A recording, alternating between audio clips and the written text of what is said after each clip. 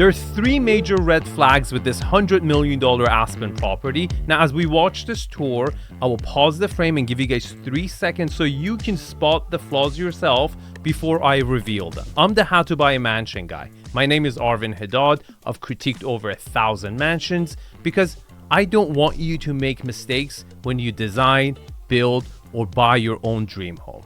Let's watch this one together.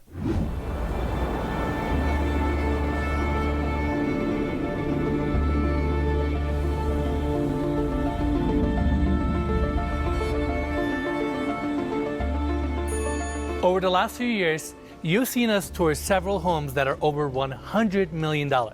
And you may be asking yourself, what is it that makes a home worth that much? The answer is simple: scarcity. This home is one of 5 ski and ski out properties located on the legendary Aspen Mountain. Well, he's telling the truth, but not all of the truth. You see, this may be one of 5 ski and ski out chalets on Aspen Mountain, but Aspen Mountain itself is one of 4 massive ski resorts in the Aspen area. And every other resort also has ski and ski out properties. It is situated on a 1.4-acre lot with 300 feet of ski frontage, spanning over 14,000 square feet, which can never be reproduced in this location. Over its 40 years of history, this home has hosted foreign dignitaries, US presidents, and a very long list of celebrities.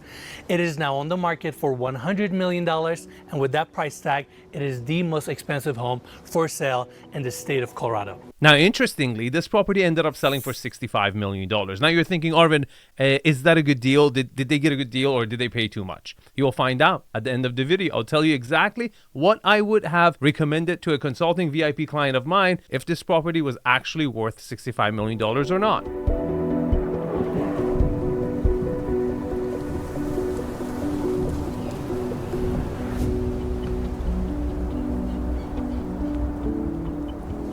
Entry of this property is really unique. House is built on this hillside and is quite elevated from the street level. And to solve that problem, they built this standalone elevator that takes you to the first floor of this property. Can you spot the flaw? This is the first one. It's an easy one. It's a softball warming you guys up. I'll give you guys 3 seconds. 3, 2, 1. Number 1, did you see all the condos next to it? That's not a good sign. Okay, if you're buying a $100 million property, you don't want to be right next to a bunch of condos. You want to be right next to other $100 million properties, okay? Number 2, you have to take an elevator and then cross a bridge to get to your front door. That's super inconvenient. Number 3, you can't drive to your property either. There's no driveway. There's no garage. There's no parking. Okay, that's also a negative. And number 4, this looks like a tower. It also, to me, kind of looks like if the Navajo tribe ever made a submarine, this would be like the periscope coming out to take a look. It's just super, super ugly. Enter the key code, get in the elevator, and it actually brings you up to the bridge.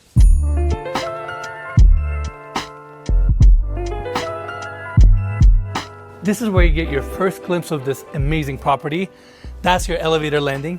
And we're on a bridge right now that connects us to the entry of this property. Pretty crazy. This is easily the most unique and crazy entry to a home we've ever seen on this channel. It's the worst entry I've ever seen to a $100 million property or $65 million property. This is really weird, okay? This should be like red flags, like there's something wrong here. And this is one of the only locations on the exterior of this property where you can take a look at the entire estate.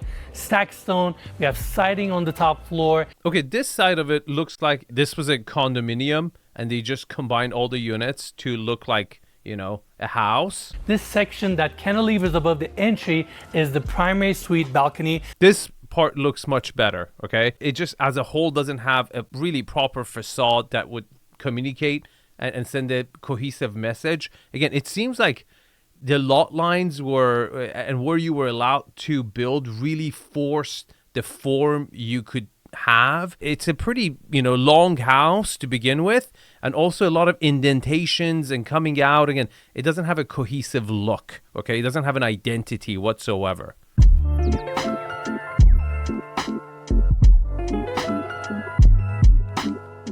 This entry is very impressive. Double high ceilings, Woodwork here looks impeccable, so timeless. We have this gorgeous chandelier right in the center and your formal seating area. Now, before we continue our tour, I want to talk about the specs of this property. It features 10 bedrooms, 12 bathrooms, 14,154 square feet of interior space, built on a 1.4 acre lot, on the market for $100 million. Once in a lifetime offering. Once in a lifetime offering? Who says that? Like this, they never come back on the market? Like this is it? Like once forever? Once in a lifetime offering. And this entry definitely sets a great tone for the rest of the house. No. This entry does not set the tone for any house. This entry sets the tone for, mid-rise co-op in Upper East Side, New York. This is a lobby. This is a lobby of a building or a hotel. There's no element of an Aspen house residential property right now. It doesn't look like one. Above us, we have this balcony overlooking the entry, and on that level, we have another seating area and a piano. Look at this. It really does look like a lobby. It looks like a lobby of a building. It's missing like a coffee station, and this is such a failed attempt at making an internal wow factor, because guess what? You're still at the negative second or third level. You know that, right? The reason when you open that foyer, you open the door and you saw nothing at the end of it is because you're underground. You're in this inside of a mountain still. You still have to go 2-3 floors up to get to the ground level where you'll be level with the ski resort, the backyard and everything. So you're really not done taking elevators, okay? You still have a lot of elevators to take. When the architect came up with this design, the owner couldn't foresee how this will come out when the design is complete. And that is exactly why I do consulting, because I don't know anyone else who've seen thousands of properties and critique them. It's why I have that eye. I can foresee these things. I can see something on a layout or a floor plan and say, this is not going to come out the way you think it's going to come out. This is a complete waste of square footage. For how expensive Aspen is, this is an epic failure. We also have these double doors opening up to a guest suite with its own bathroom. What? Are you serious? You have a bedroom opening to the foyer of the house? What is this, like a barrack? Like there's one central open area, put some benches, and then, the sergeant comes in and they go up, march outside. I've never seen anything like this before. This is horrible. We have a door here opening up to the first office. Built-in desk setup, open shelving. This is like the rental office of the community. I'm telling you, it looks like it was like a big condominiums and they combine all the units and this is where they rent out each unit. It's really bad. So far, the grand foyer looks like utilitarian, right? Like it's trying to get some like work stuff done. And we're inside a cabin, winter cabin, a summer cabin. Complete failure so far. Let's go back to the entry. This entry also opens up to the guest level, which consists of 2 floors, and we will see that part later in the tour. Why? Because it looks really weird from this floor? Because all the bedrooms open up to the grand foyer? Is that why? Like, this is gonna look like shit. Let's not show it this way. Let's take them from the back. Okay, so they won't notice how crappy that is. But I bet you there's another bedroom over here. There's another bedroom here that everybody just comes to the front door. What an epic failure.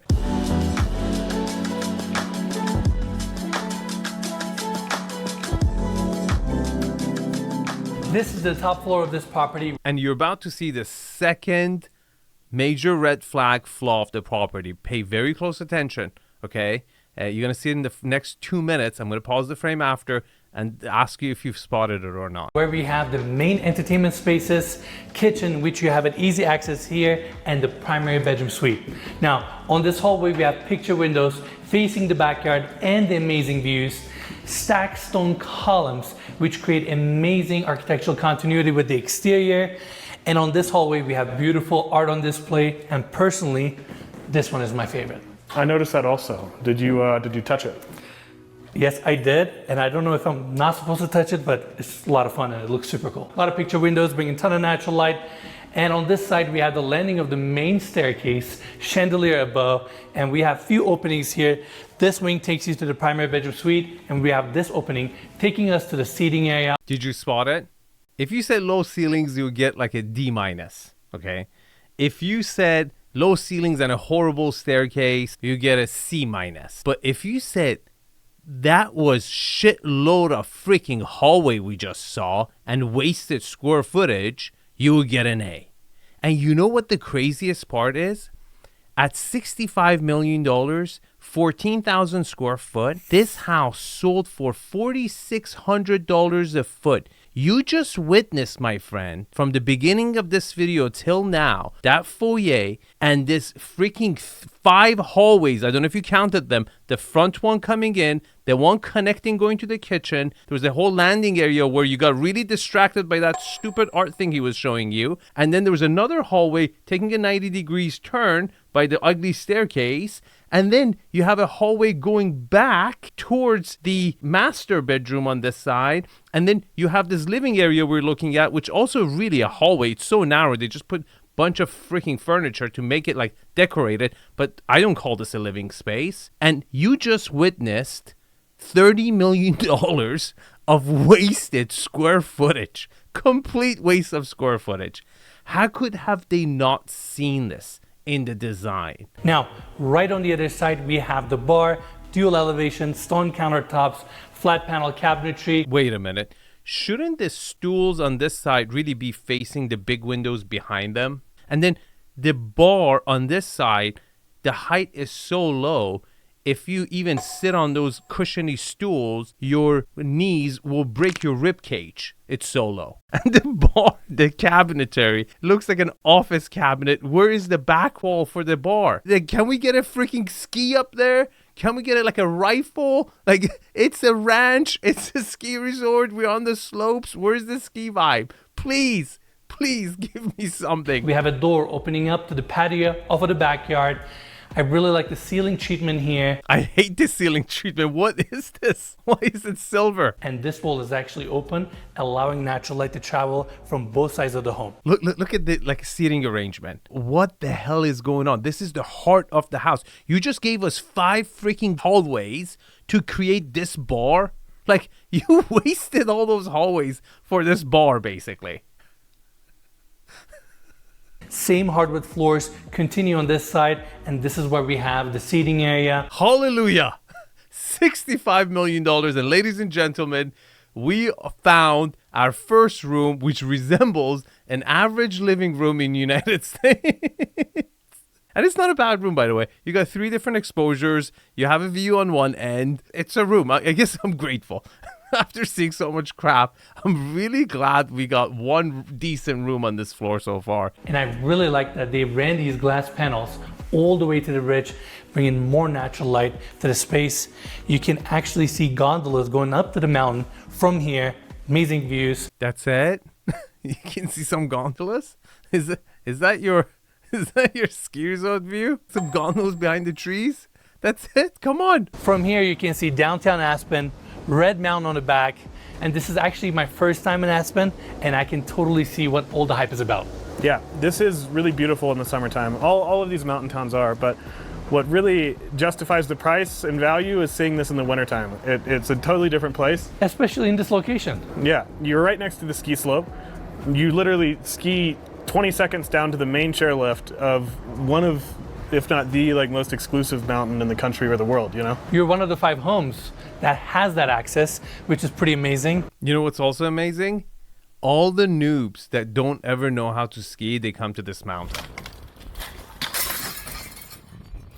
Now, this is an expert mountain. I've skied since I was like 5-6 years old, okay? I can go down any double diamond, I have no problem for it. But I can tell you, 80% of this runs over here are double black diamonds, and 70-80% of them are moguls. So if you enjoy going down double black diamonds on moguls, and that's your idea of a fun ski day, this is not your mountain. But people don't know this. I almost killed somebody here because all these first time people who they've never skied, they've got their, fur coats and moon boots and they think that's Aspen. They come over here and they get on the slopes like, ooh, there's skiing in the city, in the village. Let's go rent some skis and come.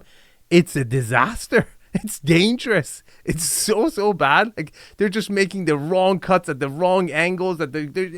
People can get killed over in this mountain. I'm telling you, it is not a place you want to go ski. If you're a pro skier, if you're really good, even this is not a good skier. I highly recommend Highland or Snowmass. And for kids, definitely Buttermilk. Don't even bring your kids around this mountain. It's literally you're sending them to a hospital. Now, that's it for this wing. I want to actually take everybody back inside so we can continue our tour on this wing. We have these French doors opening up to the formal dining room. Wait a minute. So you had another square-shaped room and you decided to put a square-shaped dining table there? Who designed this layout? Like, this could have been a cozy TV room, like, you know, family room, and that could have been the formal maybe. I don't know. I mean, I don't even know where to start with this house. Like, I need a layout. Without a layout, I can't really help you here. This door opens up to a powder room for this level.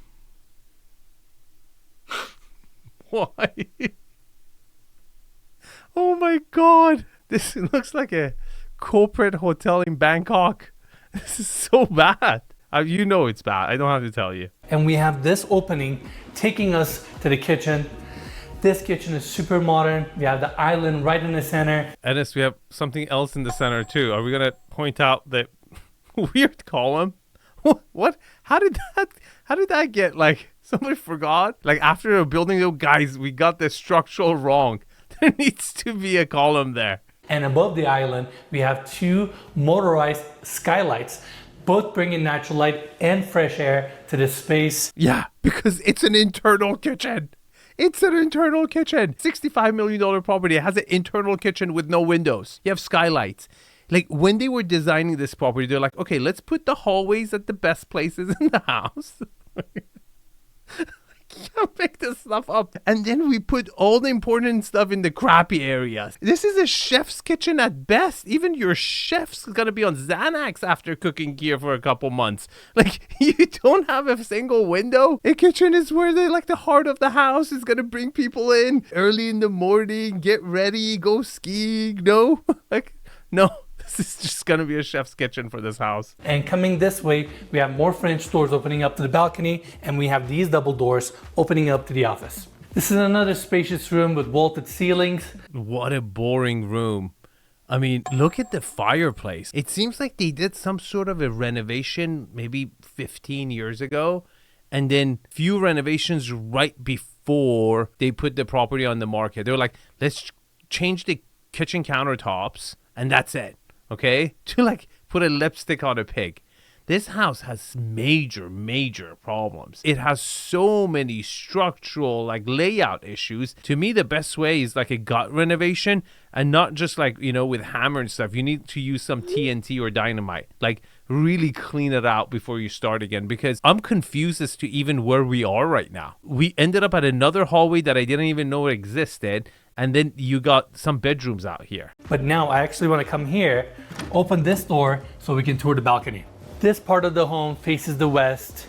Amazing views of Shao Mountain and Down Valley. And this is your outdoor space on this side. You have a dining area here, opening up to your formal dining area, seating area in the center, additional seating on this side. Okay, I really like this balcony because it's a good sized balcony, has good width, good seating arrangement, and great view. But I don't think it's going to get used. You know why? Because the rooms that it connects to, it only connects to the formal dining space, which is rarely going to get used, and the office of the primary bedroom. So it's only going to get really used by the primary owner of the property. And that's great if you had another big one for the formal living space, but you didn't. You had a very narrow kind of Romeo and Juliet balcony for the formal living space family room where the whole family congregates, right? And that's a negative. Now that's it for the balcony. I want to take everybody back inside so we can continue our tour with the primary bedroom suite. We have this door opening up to the bedroom, king size bed, and I really like the wall paneling on the back and these integrated side tables, ceiling mount light fixtures, drop down TV, and this is actually your first set of blackouts to kind of block the light coming into this room. We have a desk set up here, a few chairs. Okay, let's talk about how bad the staging is, because staging is a tool, okay, that you can use to hide the flaws of the property so you get a higher price when you try to sell it. The staging over here actually hurts the property, makes it look even worse. It could have looked better than this. For example, this desk is idiotic. You just had an office. Either put a desk over here, turn that to a nursery, or keep that as an office and put some cool lounge kits so when the kids in the morning they wake up, maybe they can come hang out with you. Maybe some day beds they can lay down and enjoy the view from a lower elevation looking up on them. What are you doing? We have this door opening up to the bathroom, marble floors throughout with underfloor heating. This bathroom is super spacious, ton of cabinetry. We have the first vanity here with a vessel sink, second one on my right hand side, built-in tub, all stone clad. It's actually a jetted tub, and this bathroom is spacious enough that they placed a full-size couch here. Well, that is a steam shower right next to you, right? Yes. Mikey just called them out. Yeah, if it was so spacious, NS, they wouldn't put a freaking sofa right next to the steam shower, okay? Another detail I want to mention in this bathroom, we have vaulted ceilings here, wood clad, and same wood cladding goes all the way to the outside. And this home was actually built in 1979 and it was remodeled in 2015. Majority of the home was remodeled in 2015, and that's why we have all these updated finishes here. Okay, I don't think they tried to fix any of the layout issues. They just put super neutral finishes, which is not a bad move, by the way, because if they had put finishes from 2015 right now, it would have shown their age. They've gone very neutral, which is not a bad choice, but I don't think they solved any of the layout issues when they renovated this, because most likely, I think this house is a teardown. It's so wasteful in the way it has used its square footage so far. It's kind of like, to me, it's criminal for how expensive the square footage is.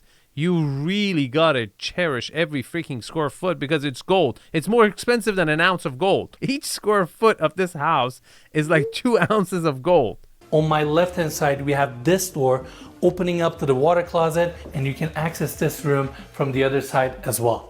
Now, rest of the hallway takes us to the primary bedroom closets. We have the first one right here, second one at the end of this hallway, and that wraps our tour on this level. I think this level was a $15 million mistake. And you're like, what? What do you mean? Like, do you know how negotiations happen on $50-100 million properties? Do you know in what increments they happen? They happen in increments of $10 million. And on $2-3 million properties, the negotiations go back and forth in $100,000 increments. So when you solve issues like this is a very typical problem, by the way. I see it all the time in consulting. Okay, it's a longhouse issue. I'm probably solving like 2 or 3 right now with my consulting clients. Okay, not a hard problem to solve. It's a disastrous mistake when the architect is designing it. Sometimes I see it when owner is designing their dream home and I can spot it and I can be like, look, we have to fix it. And it's very much easier, much cheaper to fix. But in a remodel or redevelopment, it's much more expensive to solve it. But it's what value it unlocks. Now you're like, Arvin, how do you solve a long layout problem? It's really easy. You have to think about how you connect the rooms with each other that naturally connect with each other anyways to get rid of the hallways. And then put the rooms that don't naturally connect with the other rooms at either end or locations that you have to connect with them. You want to minimize the hallways. And you're like, Arvin, you're telling us all your secrets. No, trust me. You still would want to know what I would do with your layout.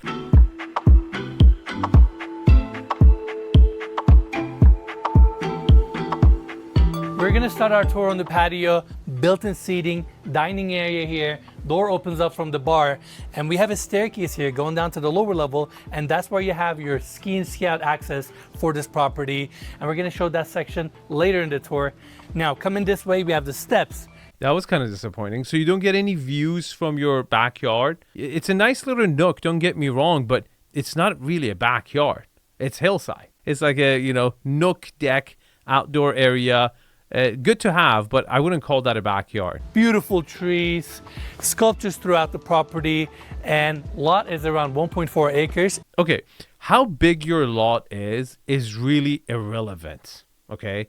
It's the flat area of your lot that counts. This, to me, is just not an ideal lot at all because of the entrance, right? Look at this. You have shared driveway with these condominiums, okay? And then you got to go through this, go through the bridge, get over here. You cannot drive up here, and you have no backyard. This was your little backyard over here, and you have some terraces over here, and this is like hiking grounds. And like, this guy could go up here and go hike around this mountain anyway. This to me is not worth anything. One of the best places I like to get in on consulting is before you even buy the land. Okay, because we can buy the right land and then plan the right layout, right house for it on that piece of land. That's a like dream situation for me.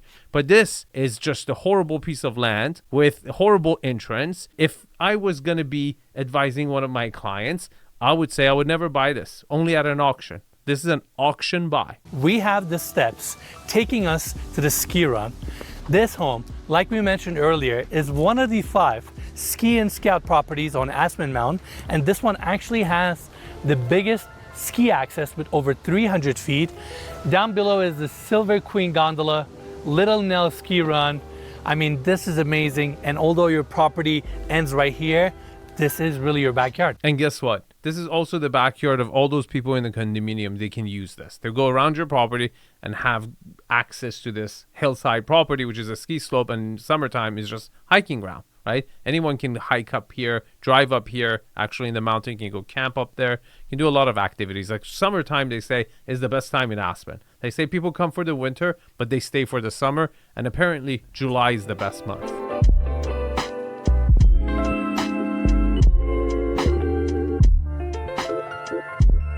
Guest level of this home consists of 2 floors. We're currently on the first floor right now. We have this entry hallway, doors open up to the screening room, 2 leather couches. Oh my God, this is not a screening room. This is like where they give you the instructions of like how to jump out of an airplane with a parachute. This is horrible. This is really, really bad. Coming here, this is where we have the seating area. 2 bay windows bring in a ton of natural light. Your couch is on the left, dining area on the other side that sits 10, chandelier above. And we have this fireplace right in the center of the room. And on the other side of the fireplace, we have the kitchen.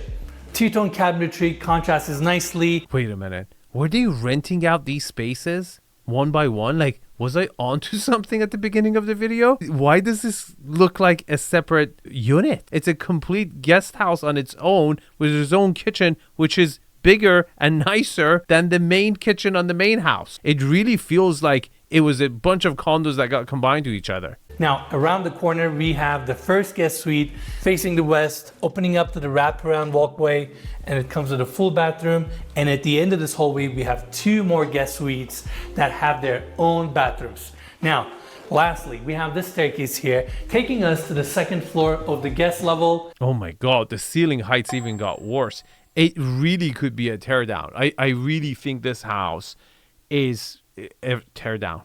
For $65 million, I much rather be on Red Mountain, right? With the view south facing, you get the city and the ski slopes coming down, or a really, really, really cool house in downtown where it would really feel like ski out, because the gondola comes literally to the center of the city. Like, you're right there, and they could have your ski stuff there waiting for you. All you have to do is like walk on your way. You stop by your favorite restaurant, have breakfast, go up to the gondola, pick up your stuff, put your skis on, and go up the mountain. It's that easy. You really don't need to be ski out. This is the ski room that we're going to see later in the tour. And following the hallway, we have 2 more guest suites. Very narrow hallways. I mean, don't get me started with hallways. This house is all about hallways. Just the arrangement of the rooms are so bad. So bad. Horrible. I'm going to start our tour with this one. King size bed, desk on my left, 2 sliding glass doors opening up to the balcony on this side, TV here, and around the corner comes with a full bathroom.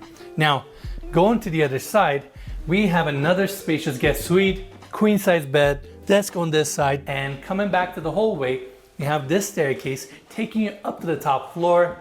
And over here on the landing, we have this opening taking us to the ski room. This room is super unique, comes with a seating area. At the end of the hallway, we have the gym. Oh my God, this is the smallest gym I've ever seen. How are you supposed to work out there? Like, you're going to break the walls, like punch through the walls. It's so tight. Lastly, you have your pool table here, ski racks. This is where you store your snow gear, ski gear, all that good stuff. And lastly, we have this door opening up to a hallway that leads us to the ski in, ski out access.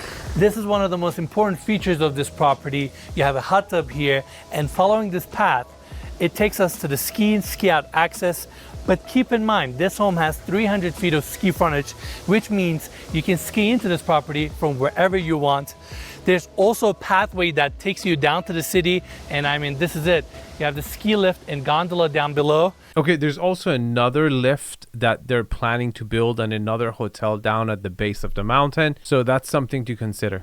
Yeah, I wouldn't have recommended my client to buy this property at 65. I would have said dirt value because it needs a ton of work. And this did not sell at dirt value because it was renovated in 2015. Somebody just picked it up. But if they wanted a ski in, ski out property, I would have recommended Highland or Snowmass. And if they wanted a property in the city, I wouldn't have recommended this property at all. They could have had probably the coolest house in downtown for 65 million and also a pretty decent house in Red Mountain. Now, this property is one of the worst properties at a winter destination that I've ever seen, and this is a link to my second channel. Check it out. Thanks for watching, and I'll see you guys in the comments.